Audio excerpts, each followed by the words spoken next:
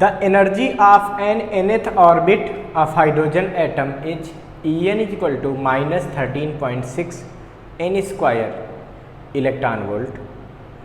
The negative sign of the energy indicates that A. Electron is free to move. B. Electron is bound to nucleus. C. Kinetic energy of the electron is equal to the potential energy of the electron. D. Atom is radiated energy. Okay. तो देखिए बच्चों, इस question में कह रहे हैं कि अगर कोई इलेक्ट्रॉन, मान लीजिए एक इलेक्ट्रॉन है, किसी हाइड्रोजन एटम में न्यूक्लियस के चारों तरफ, पता है ना, हाइड्रोजन अगर एटम है तो उसके न्यूक्लियस में एक प्रोटॉन होता है और इलेक्ट्रॉन एक होता है उसके बाहर ऑर्बिट में, जो कि इसके चारों तरफ v वेलोसिटी से चक्कर लगाता है. इस इलेक्ट्रॉन की जो टोटल एनर्जी का फार्मूला है वो कितना है बच्चों? वो है -13.6 अपान n स्क्वायर इलेक्ट्रॉन वोल्ट. हमसे कह रहे हैं कि ये निगेटिव साइन क्या इंडिकेट करता है. तो बच्चों, जब भी टोटल एनर्जी किसी भी इलेक्ट्रॉन की निगेटिव होती है, इसका मतलब क्या है?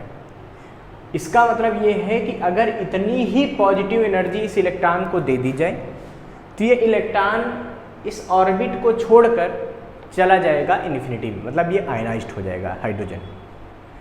इसका मतलब जो ये निगेटिव साइन एनर्जी का है वो ये बताता है कि ये इलेक्ट्रॉन बाउंडेड है. किसमें? हाइड्रोजन न्यूक्लियस के चारों तरफ. तो ये बाउंडेड है इलेक्ट्रॉन, इस बात को ये negative sign of the energy बताता है. तो ये पूछा गया ना, निगेटिव साइन क्या बताता है? तो बताता है कि ये इलेक्ट्रॉन जो है वो बाउंड है. जहाँ भी टोटल एनर्जी निगेटिव आती है, जैसे याद करो वहाँ भी आई थी निगेटिव एनर्जी जब कोई सैटेलाइट अर्थ के चारों तरफ घूमता था, उसकी भी टोटल एनर्जी निगेटिव आती थी.